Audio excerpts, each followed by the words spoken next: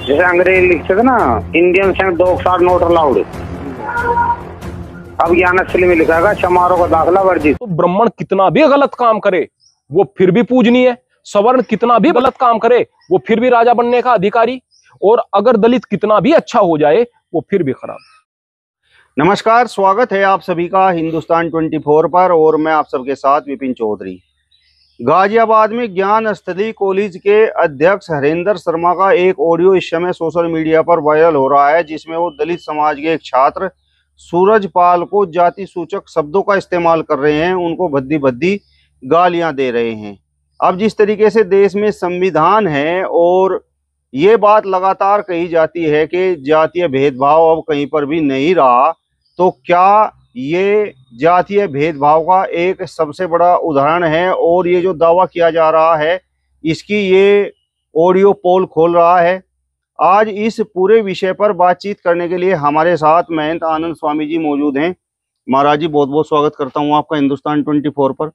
एक ऐसा मुद्दा देश के लिए जो बेहतर है, समाज के लिए बहुत बेहतर है और बहुत जरूरी है, एक ऐसा मुद्दा लेकर आने के लिए मैं आपको हृदय से साधुवाद देता हूं और आपका मंदिर में बहुत स्वागत करता हूं। प्रियवर, ज्ञान स्थली कॉलेज के अध्यक्ष हरेंद्र शर्मा का एक ऑडियो सोशल मीडिया पर वायरल हो रहा है, वो तो आपने भी जरूर सुन लिया होगा, तो उस ऑडियो पर आप क्या कहेंगे? दो शब्दों में तो इस पर क्या बात कही जाए, बेहद अमानवीय है और वर्तमान समय में समाज को आईना दिखाता है कि देखो आज की तारीख में भी कितना ज्यादा जातिवादी मानसिकता लोगों के दिमाग में भरी हुई है। हमारे देश में अतीत में दलितों के साथ में जितना अत्याचार हुआ है उसको आप शब्दों में बयान नहीं कर सकते, और यहां बैठकर हम कितना भी उनके हितैषी बन करके दिखाएं उस दर्द को महसूस किया ही नहीं जाता। जब आप किसी चीज को झेलते हैं ना तब पता चलता है। हम लोगों ने भी कई बार विपरीत परिस्थितियों को झेला है और हमें अजीब लगा है, लेकिन अगर उस स्तर पर जाकर के कोई अपमान को झेल रहा है तो आप समझ सकते हैं कि वो जीवन दिखाई नहीं देता। उनको पशुओं से बदतर रखा गया है अतीत में हमारे देश के अंदर। हमारे धर्म शास्त्रों के अंदर इतनी ज्यादा मिलावटें की गई और मिलावट करके केवल इसलिए कि एक बहाना मिल जाए शूद्रों पर अत्याचार करने का, उनको पशुओं से बदतर बना दिया गया। पशु के नाई बाल काट सकता है, लेकिन वही नाई शूद्र के बाल नहीं काट सकता है। शूद्र के बाल काट लेगा तो नाई अपवित्र हो जाएगा। पशु यहां पर पानी पी सकते हैं, अहाते में पानी पी सकते हैं, लेकिन दलित तो कुएं से भी पानी नहीं पी सकता है, आपके तालाब से पानी नहीं पी सकता है। 1920 में एक तस्वीर देखी मैंने। 1920 में एक गरीब परिवार था, वो सवर्ण गरीब परिवार, झोपड़ी वाला परिवार। उस झोपड़ी वाले परिवार यानी बिल्कुल गरीब परिवार, सवर्ण था बस, उसके बाहर भी एक बांस की आधी चिरी हुई लाइन लगी हुई थी, एक नाली लगी हुई थी लंबी सी, और उसके दूसरे छोर पर बैठा हुआ है एक दलित। वो इस तरह से पानी पी रहा है ओक से, और दूसरी तरफ से वो महिला ऊपर से पानी डाल रही है। हो सकता है बेचारा वहां पर खेत में काम कर रहा हो, प्यास लगी हो, पानी मांगने के लिए आया हो, तो इतने नजदीक भी नहीं जाना है और उस नाली से भी ऊपर रखना है उस बर्तन को। यहां पर यह स्पष्ट रूप से नफरत दिखाई देती है। किस लिए नफरत है भाई? किस लिए नफरत है? केवल इसलिए कि वो छोटी जाति का है। और छोटी जाति किसने बनाई? क्या भगवान ने बनाई? तुम दुष्टों ने बनाई है। जब इंसान को जन्म के कारण छोटा कह रहा है तो इससे बढ़कर दुष्टता नहीं हो सकती और इससे बढ़कर कोई अमानवीय कृत्य नहीं हो सकता है। वर्तमान समय में अगर इस तरह की चीजें आती हैं तो निश्चित रूप से सरकार को भी बहुत ज्यादा एक्टिव होकर के ऐसे लोगों के खिलाफ काम करना चाहिए, ताकि कुछ तो मनोबल मिले उन लोगों को, कुछ तो न्याय मिले उन लोगों को। मूल बात क्या होती है प्रियवर? यदि आज की तारीख में हम दलित युवाओं के दिमाग को देखते हैं, बहुत ज्यादा गाली गलौच उनकी भाषा में भरी हुई है, बहुत ज्यादा नफरत भरी हुई है। मैं बार बार सोचता हूं कि यदि मैं इनके हित की भी बात करता हूं, ये हित की बात को भी विपरीत क्यों लेकर के चले जाते हैं। लेकिन फिर मैं इस तरह की चीजों को देखता हूं कि जिनके पूर्वजों से अत्याचार होते आए हैं, जो इस तरह की जिल्लत का सामना कर रहे हैं, उनसे बहुत ज्यादा बुद्धिजीवी होने की उम्मीद कैसे कर सकते हैं? हम बहुत ज्यादा वो बेहतर तरीके से सोच सकेंगे, इसकी उम्मीद कैसे कर सकते हैं? जब एक मेहनती युवा लड़का होगा, मेहनत से पढ़ रहा है, अपना करियर बनाने का प्रयास कर रहा है, जीवन में आगे बढ़ने का प्रयास कर रहा है, हजार चीजों को सहन कर रहा है, हजार जगह उसको जिल्लत मिल रही है, उसके बाद में वो फीस माफी की कामना करता है। वहां पर गरीब आदमी है, फीस को थोड़ा सा माफ कर दो, थोड़ा कम कर दो, इस तरह की बात करता है। सामने वाला यह नहीं कह रहा कि मैं नहीं कर सकता हूं या मेरे यहां रूल नहीं है, उसको चमार बता देना, पूर्व से पश्चिम बना दूंगा, सूरज से ये बना दूंगा, इस तरह की बात करना। ये सारी की सारी चीजें एक मानसिकता को दिखाती हैं, एक मानसिकता को, कि आज आपके हाथ में अधिकार नहीं है, कानूनन अधिकार नहीं है, आज आपको सरकारों का संरक्षण नहीं है, आज देश के अंदर संविधान है, उसके बावजूद आप ऐसा कर रहे हैं। जब इस देश में संविधान कमजोर था या संविधान नहीं था, जब यहां पर राजतंत्र हुआ करता था, जब आपकी चीजें चलती थी, उस वक्त कितना अत्याचार हुआ होगा, इस बात को स्पष्ट रूप से इंगित करती हैं। ऐसी चीजें निश्चित रूप से मानवता को शर्मसार करने वाली हैं और बहुत दुर्भाग्यपूर्ण है। महाराज जी, सूरजपाल बीएड का स्टूडेंट है, तो जिस प्रकार भद्दी भद्दी गालियां दी गई और जाति सूचक शब्दों का इस्तेमाल किया गया, तो उनके दिल पर क्या बीती होगी, कितना छोटा वो महसूस कर रहे होंगे। देखिएगा प्रियवर, मैं यहां पर और भी कई खबरें सुनता हुआ आया हूं। एक टीचर, वो कमरा लेने के लिए जाते हैं, जाति पूछ करके उसको कमरा नहीं दिया जाता। अध्यापक हैं, किराए पर कमरा लेने के लिए जाते हैं, जाति पूछ करके कमरा नहीं दिया जाता। कमाल की बात है भाई, आप किसी ऐसे सवर्ण को कमरा दे देते जो किराया न देते हुए भी आपके हलक में हाथ डाल देता, आप उसे कुछ कह नहीं सकते थे। एक विनम्र आदमी आकर के आपके यहाँ टीचर है, अध्यापक है, पढ़ा लिखा है, वो कमरा मांग रहा है, उसको कमरा केवल इसलिए नहीं मिलता कि वह दलित है। बड़े ऊंचे ओहदे पर पहुंचने के बाद ऐसा भी हुआ है कि देश में बहुत ऊंचे ओहदे पर पहुंचने के बाद में उससे नीचे के कर्मचारी जो सवर्ण हैं, उन्होंने उसका सम्मान नहीं किया, और वो वहां पर ऊंचा अफसर भी अपने आप को असहाय महसूस कर रहा है। ऐसा भी हुआ है। क्यों? क्योंकि समाज की संरचना इस प्रकार की बनी हुई है। दूसरे, हमारे जो धर्म ग्रंथ हैं, इन्होंने सारा का सारा कबाड़ा कर दिया है। धर्म ग्रंथों के अंदर बहुत सारी ऐसी चीजें, जैसे मनुस्मृति में बहुत सारी चीजें प्रक्षिप्त हो गई हैं, जो बार बार ये मनुवाद की बात करते हैं, जिससे हिंदू लोग चिढ़ जाते हैं। अरे भाई, एक बार मनुस्मृति को पढ़ करके तो देखो।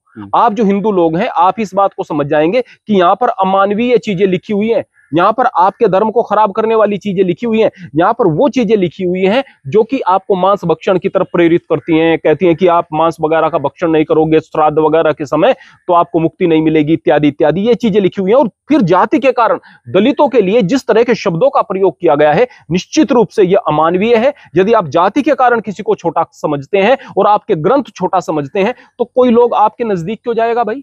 आपके धर्म को क्यों मानेगा भाई? वो आपसे दूर जाएगा ही। तो वो लोग जिन्होंने मिलावट करके इस तरह के धर्म में इस तरह के दूषण को पैदा किया है, उन्होंने धर्म का विनाश किया है सबसे पहले, फिर उन्होंने समाज का विनाश किया है, फिर उन्होंने देश का विनाश किया है। देश का जो मेहनती तबका था, मेहनती तबका ही तो ताकतवर होगा भाई। मेहनती तबका था, उसको लड़ने का अधिकार नहीं दिया, देश की रक्षा का अधिकार नहीं दिया। अरे उनके अंदर तो ये भाव ही नहीं आने दिया कि देश तुम्हारा भी है, ये भाव ही नहीं आने दिया। बाहर से कोई आक्रमणकारी आए तब आप लूट पीट गए, आपकी संख्या ज्यादा थी फिर भी लूट पीट गए, और उसके बाद भी अपनी कहानियां लिखते हैं, हम इतने बहादुर थे, इतने बहादुर थे। बहादुर थे तो लूट पीट क्यों गए? कि हम आपस में बटे हुए थे। किसने बांटा? तुम सवर्णों ने बांटा ना, तुम्हारे धर्म ग्रंथों ने बांटा ना, किसने बांटा? काश तुम अपने भाइयों को गले लगा करके चलते, इस देश की तरफ कोई आंख उठाकर नहीं देख सकता था। आपकी बहन बेटियों के साथ में बलात्कार हुए, बाहर के आक्रमणकारियों ने इज्जत लूटी। क्यों लूटी वो इज्जतें? क्यों आप बार बार शर्मसार हुए? क्यों आपकी इज्जत ये इस तरह से मिट्टी पलीत होती रही? इसलिए क्योंकि आपने अपने भाइयों का अपमान किया था, आपने उनका तिरस्कार किया था। उनको गले लगाकर चलते तो आपकी ताकत बहुत बड़ी होती, और इतने मजबूत देश की तरफ किसी के देखने की हिम्मत नहीं होती। आप पहले भी जाति में बटे हुए थे, आज भी जाति में बटे हुए हो, और निरंतर बट रहे हो। यकीनन आज की तारीख में कुछ तबका दिखाई देता है कि हाँ भाई, यहाँ पर जो दलितों का कुछ तबका है वो समझदार हो गया है, वो अपनी आवाज उठाने लगा है। हालांकि वो भी सही तरीका नहीं मानता मैं, जिस तरह से आवाज उठाया जा रहा है बिल्कुल सही तरीका नहीं है। कोई उचित मार्गदर्शन हमारे दलित बंधुओं को आज तक नहीं मिला है, लेकिन कुछ तो आवाज उठा रहा है। बहुत बड़ा तबका तो ऐसा आज भी गांव में है जो निरंतर शोषण का शिकार हो रहा है भाई। हमारे गांव में भी बार बार इस तरह से हमने देखा है, बचपन में देखा है, उनके साथ बद्दी बद्दी गालियां का प्रयोग करते हुए आज भी होता है। खेत में काम कर रहे हैं या मजदूर काम कर रहे हैं, आपका काम कर रहे हैं, उनको गालियां भी मिलती हैं और सही समय पर मजदूरी भी नहीं मिलती है, आज भी होता है। इस तरह की चीजें निश्चित रूप से मानवता को शर्मसार करने वाली है। महाराज जी, हरेंद्र शर्मा सूरजपाल को कह रहे हैं कि तुमने वो जरूर पढ़ा होगा, अंग्रेज लिखा करते थे कि Indians and dogs are not allowed, तो इसी प्रकार ज्ञान स्थली कॉलेज में चमार प्रवेश नहीं पा सकते, चमारों का प्रवेश वर्जित है। इससे एक बात का और भी पता चलता है, यानी अंग्रेज सही थे, तुम चमार गलत हो।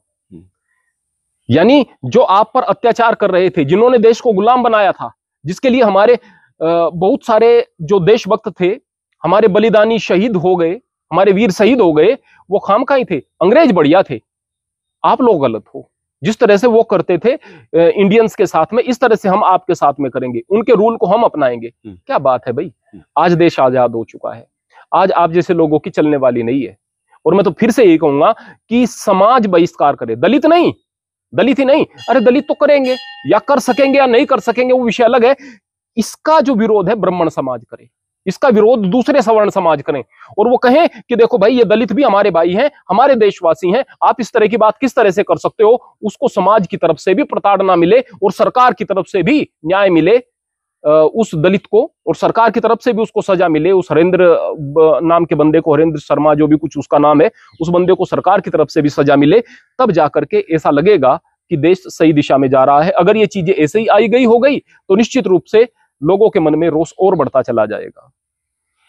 इस ऑडियो के बाद लोग लगातार ये बात कह रहे हैं कि देखिए देश में संविधान है, और लेकिन इन लोगों की सोच आज भी वही मनुवादी है। देखिएगा प्रियवर, संविधान अपनी जगह है, कानून अपनी जगह है, और समाज अपनी जगह है। संविधान और कानून का इतना हस्तक्षेप समाज में नहीं हो सकता, किसी अंश तक हो सकता है। समाज के अंदर अगर लोगों के अंदर संवेदना नहीं होगी तो समाज ठीक नहीं हो सकता है। अब मान लिया आपके यहाँ पर खेत में कोई काम कर रहा है, आप उसके साथ बदतमीजी से व्यवहार कर रहे हैं, क्या वो इस बात के लिए कि मेरे साथ बदतमीजी का व्यवहार कर रहे हैं या छोटा मोटा अपमानजनक व्यवहार कर रहे हैं, क्या एफआईआर कराने के लिए चला जाएगा? कोई नहीं जाएगा ना। वहां एफआईआर उसकी लिख लेगा, कोई नहीं लिखेगा ना। इतनी सारी चीजें नहीं लिखी जाती हैं। संविधान इस चीज को नहीं बदल सकता है, समाज को बदलना पड़ेगा। समाज क्यों बदले? छोड़ो भाई, आप दलितों की बात छोड़ दो, आपके अंदर इतनी इंसानियत नहीं है कि आप दलितों के दर्द को समझ सको। अरे अपने स्वार्थ को तो देख लो भाई, अपने स्वार्थ को तो देख लो। आप इस तरह से टूटते चले जाओगे, इस तरह से आप लोग बिखरते चले जाओगे, क्या स्थिति होगी? आपका अस्तित्व क्या होगा? बच कहां जाओगे आप? धर्म की बदनामी, संस्कृति की बदनामी। धीरे धीरे आप कहते रहे हैं कि पूरी दुनिया में सारी संस्कृतियां मिट गई, हमारी हस्ती ऐसी है कि जो मिटती नहीं है, कुछ बात है कि हस्ती मिटती नहीं हमारी। तो बार बार आप इस तरह से कहते रहिएगा और आप मिटते रहेंगे, टूटते रहेंगे। क्यों टूटते रहेंगे? क्योंकि आप में खामियां हैं। अगर आप मजबूती से आगे बढ़ते और अपने भाई को अपना भाई समझते और सही तरीके से न्याय के मार्ग पर चलते, तो क्यों आप टूटते, क्यों आप बिखरते? महाराज जी, क्या यही वो वजह हैं जिनकी वजह से दलित समाज के कुछ लोगों ने कहना शुरू कर दिया है कि हम तो हिंदू हैं ही नहीं? देखिएगा प्रियवर, कई बार तो यहाँ पर मंदिर में हम बैठे हुए हैं ना, हम यहाँ पर न्याय की बात कर देते हैं तो हम लोगों से लोग बात कहते हैं, अरे तुम कहाँ के हिंदू हो? हम लोगों से कहते हैं। ये हिंदू समाज जब भी हम कोई न्याय की बात कर देते हैं, हम धर्म की बात कर देते हैं, हम पाखंडी बाबाओं का विरोध कर देते हैं, हम पाखंडों का विरोध करते हैं, तो हमसे कहते हैं अरे तुम कहाँ के बाबा आ गए हो बन करके, तुम कहाँ के हिंदू हो, तुम हिंदू नहीं हो। हमें ऐसा लगता है कि भाई हिंदुओं के सम्मान की बात कही है, धर्म की बात कही है, शास्त्रों की बात कही है, सफाई की बात की है, मर्यादा की बात की है, आचरण की बात की है, हमें बुरा लगता है। इतना बात कहने पर बुरा लगता है। सोचो कि उन लोगों को कितना बुरा लगता होगा जिनको न पूजा का अधिकार, ना किताबों को पढ़ने का अधिकार, ना किसी भी चीजों का अधिकार। जब पहले हमारे देश के अंदर वर्ण व्यवस्था थी, बहुत सुंदर व्यवस्था थी। जो ब्राह्मण था, ब्राह्मण को भी शूद्र बन जाना पड़ता था अगर नीच कर्म करता था, लेकिन यह व्यवस्था बहुत थोड़े समय तक रही है। फिर उसके बाद में जातिवाद घुसता चला आया। जब से यह जातिवाद घुसा, उसके बाद तो ब्राह्मण कितना भी गलत काम करे वो फिर भी पूजनीय, सवर्ण कितना भी बड़ी गलत काम करे वो फिर भी राजा बनने का अधिकारी, और अगर दलित कितना भी अच्छा हो जाए वो फिर भी खराब। उसके बाद तो फिर इस तरह की चीजें आई हैं। जब बार बार एक समाज को प्रताड़ित किया जाएगा, लोगों को प्रताड़ित किया जाएगा, तो आप उससे उम्मीद नहीं कर सकते कि उसकी मानसिकता बहुत ज्यादा डेवलप हो जाएगी। उससे उम्मीद नहीं कर सकते कि वो बहुत ज्यादा पढ़े लिखेगा। उससे सभ्यता की उम्मीद नहीं कर सकते, उससे विकास की उम्मीद नहीं कर सकते। यह एक ऐसी कौम थी जो मेहनत करके खाने वाली कौम थी। मेहनत करके खाने वाली कौम का यदि आप सम्मान करते ना, तो डेफिनेटली आप लोग जीवन में तरक्की करते। मैं छोटी सी बात आपको बताना चाहता हूं कि हमारे यहाँ प्राचीन समय में जो बढ़ई होते थे उनको विश्वकर्मा कहा जाता था, विश्वकर्मा का वंशज कहा जाता था। विश्वकर्मा इंजीनियर थे हमारे, और इनका बड़ा सम्मान किया जाता था। और इनको क्या कहा जाता था? धीमान। धी कहते हैं बुद्धि, तो बुद्धिमान कहा जाता था। एक इंजीनियर की पदवी थी। लेकिन जब ये जातिवादी मानसिकता आ गई, जातिवाद हो गया, तो इनको बढ़ई कह करके नीची जाति में धकेल दिया गया। जो कुम्हार थे इनको कुंभकार कह करके और इनको सम्मानित किया जाता था कि इंजीनियर हैं, देखो भाई ये बर्तन बना देते हैं। और सारे बर्तन जो थे मिट्टी के प्रयोग होते थे, स्वास्थ्य के लिए भी बढ़िया थे और समाज में व्यवस्था भी बहुत बढ़िया और बड़ा सम्मान था। फिर ये जातिवाद आ गया, फिर कुम्हारों को भी आपने शूद्र बना दिया, छोटी जाति का बना दिया।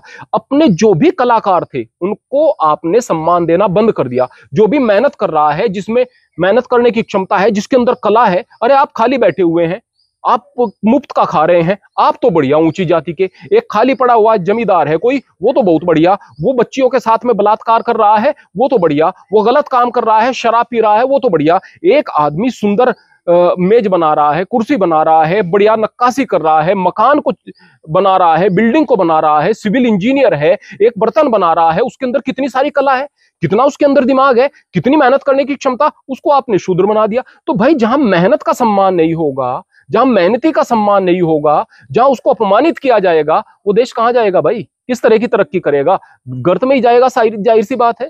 तो इसी बात को लेकर के अमेरिका में इब्राहिम लिंकन ने बार बार एक आंदोलन चलाया था कि लेबर को जो है, मेहनत को जो है सम्मान मिले। और जब मेहनत को सम्मान देना शुरू कर दिया था इब्राहिम लिंकन के बाद, तो अमेरिका विश्व गुरु बन गया था।